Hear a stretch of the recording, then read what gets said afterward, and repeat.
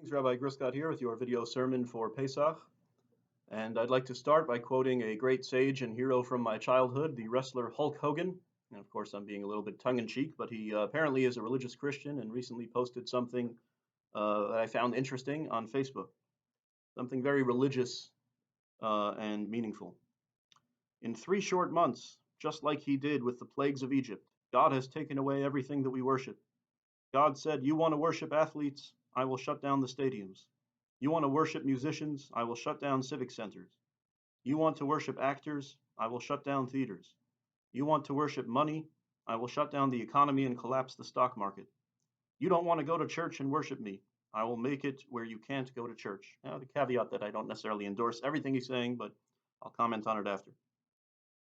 And he quotes a verse from the Torah: "If my people who are called by my name will humble themselves and pray and seek my face and turn from their wicked ways, then I will hear from heaven and will forgive their sin and will heal their land."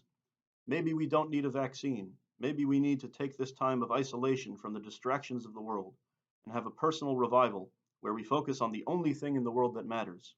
And then he says, Jesus, to which I would obviously just change to God. Okay, that is the end of the statement of Hulk Hogan, who I remember being devastated as a kid to find out that WWF wrestling was not real and was staged. At some point, someone told me that.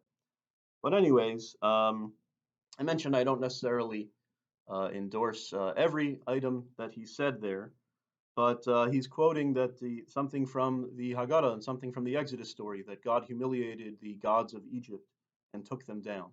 Now, I would couch this all a little bit differently. I wouldn't say these are the things that we worshiped, but I would say that perhaps we can use this time in quarantine to think of the things that we were enslaved to, that we were in servitude to. So all the things we're not currently doing, the bars and restaurants and public places that we're going to, how many of those do we really miss rightfully, and how many of them were sort of distractions that we were subservient to and were taking away from things that we really ought to be focusing on instead? And many people have commented, not just Hulk Hogan, but also rabbis and clergy of all stripes, that we can use this time to reflect on things like that.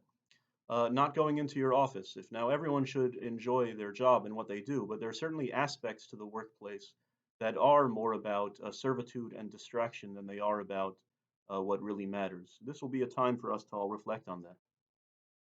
Now, Pesach this year is kind of ironic because we are confined and therefore we're not completely free this year, right? We're supposed to be celebrating our freedom, but we're not free to go wherever we want.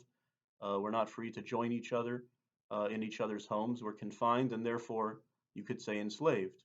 But freedom and slavery are quite relative, and I wonder if we can find a sense of liberation in our confinement in our homes. So one interesting aspect of Pesach is that it's 7 days. Now the first night, the second night outside of Israel, we're celebrating, we're saying we're free, this night we're free. And then a few days later, there's a seventh day of Yom Tov, and we're reminded, oh yeah, wait a minute, what happened? Why is there a seventh day of Yom Tov? Tradition says, because that's the day on which the sea split. So it turns out 6 days ago when you had your Seder, I often think of this every year on the seventh day. Why did we have a Seder on the first day? The Jews weren't really free then. Pharaoh ended up chasing after them. The sea had to split and drown the Egyptians. It was only then that they were really free. Perhaps we should have had the Seder on that night, right? They walked out of Egypt and they celebrated. They didn't even realize that 6 days later, Pharaoh and his army would chase after them, and only then they would be free. Well, it turns out at that point they weren't necessarily free either. We count from Pesach 7 weeks until Shavuos, and that's when we receive the Torah. And the Mishnah in Pirkei Avot in Ethics of the Fathers says, "Ein ben chorin elamisha osek b'Torah." No one is truly free unless they have a purpose in life, unless they're studying Torah. So we walked out of Egypt, we were free, even when the sea split. That's not real spiritual freedom because we didn't have the commandments and the purpose and that connection to God, and that's what real freedom is about. Okay. Now another fascinating aspect of Pesach. The rabbis infer from the verses, and this is sort of something that most people haven't heard of, I would say, that they celebrated Pesach that first night in Egypt in their own homes as God was passing over their houses. Then we see that on the 1 year anniversary of Pesach, when they had built the Mishkan, they built the tabernacle, they celebrated the 1 year anniversary. But the Talmud says for the 39 years after that in the desert, they did not celebrate Pesach. Very interesting. Why not? Well, the Talmud says they weren't really free until they entered the land of Israel. with Joshua, and that's the Haftorah that we read on the first day of we would read on the first day of Pesach if we were in shul. But I'd encourage you to read that Haftorah yourself in the book of Joshua. Um, so they weren't free until they entered Israel, with their national homeland, and they had to wander for 40 years in the desert, right? So I said the first night they walked out of Egypt, they weren't free until 6 days later when the sea split. And then they weren't really free until 6 weeks after that when they got the Torah. And then, wait a minute, they had to wander for 40 years. They didn't enter their homeland until Joshua. And that's when Pesach became binding annually forever, because that was the culmination of the Exodus when God took them to the land of promise. But even after that, I would say you look at the actual book of Joshua, and they walked into the land of Israel, but it wasn't theirs yet. The whole book is the decades that they spent fighting the natives, the Canaanites.